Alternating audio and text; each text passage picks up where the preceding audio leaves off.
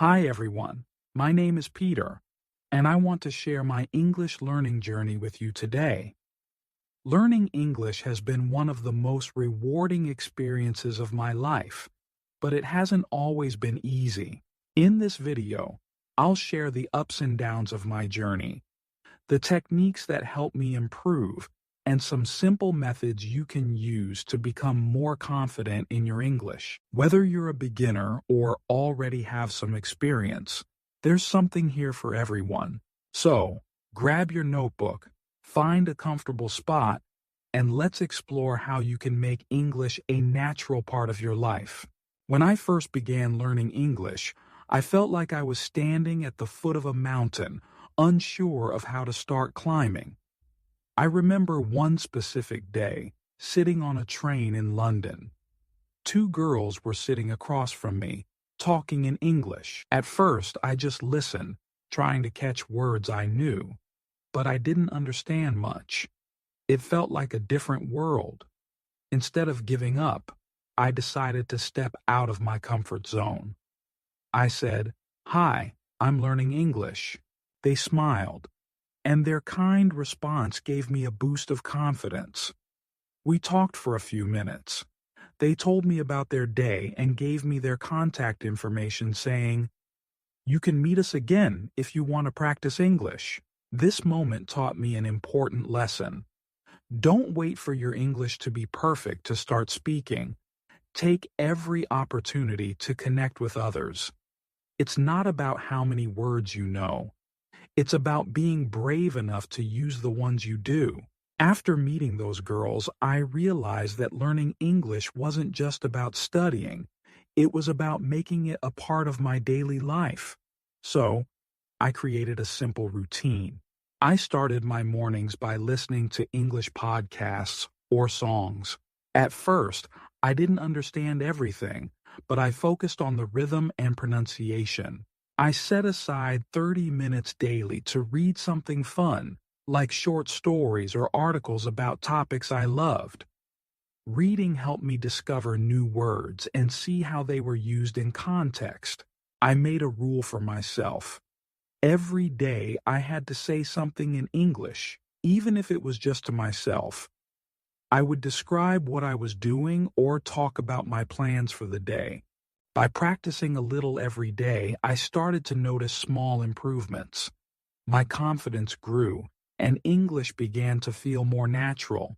A few months later, I decided to join an English course in London. On the first day, I met our teacher, a kind and energetic woman who greeted everyone with a big smile.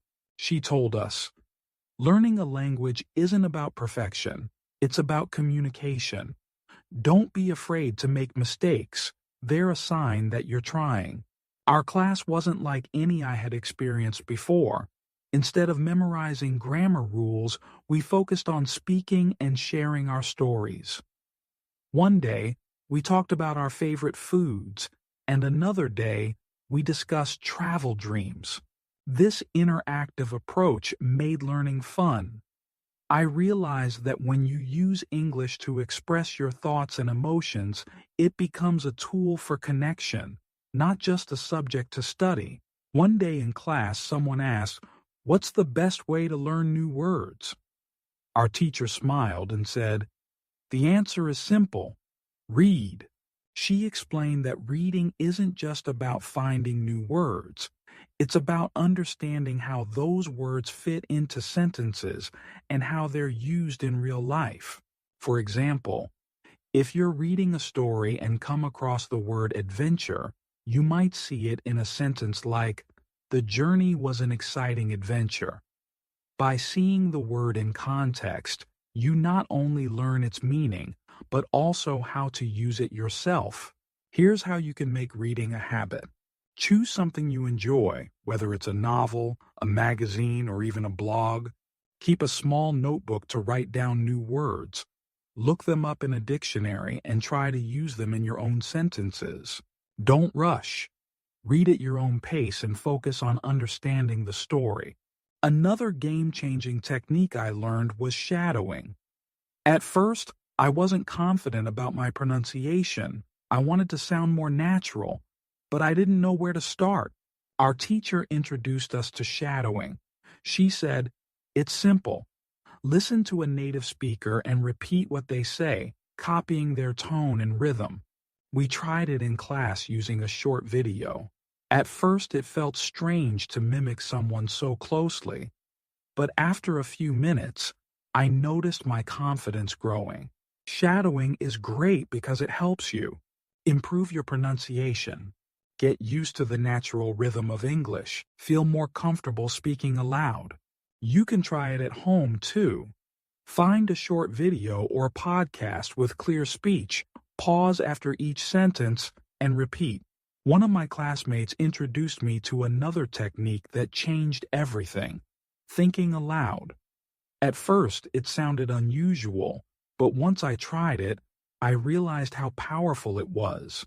Thinking aloud means saying your thoughts out loud in English. For example, instead of just thinking, "I need to go to the store," say it aloud. "I need to go to the store to buy some bread." At first, I started with simple sentences like, "Today is sunny. I'm going to the park. I feel happy because I learned something new." Over time, my sentences became more complex, and I started to think directly in English instead of translating from my native language. Of course, learning a new language comes with challenges. There were days when I felt stuck, frustrated, or too shy to speak. But here's what kept me going: remembering my why. I reminded myself why I wanted to learn English: to connect with others, explore new opportunities, and express myself, celebrating small wins.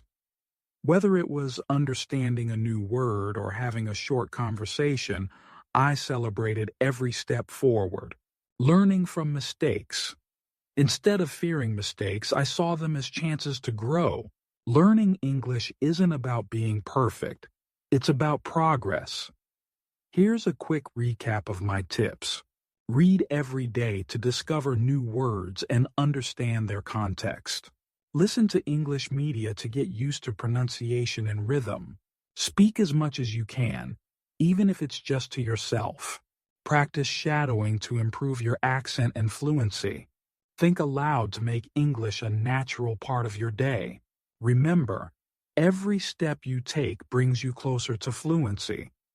Stay patient, stay consistent, and most importantly, enjoy the journey.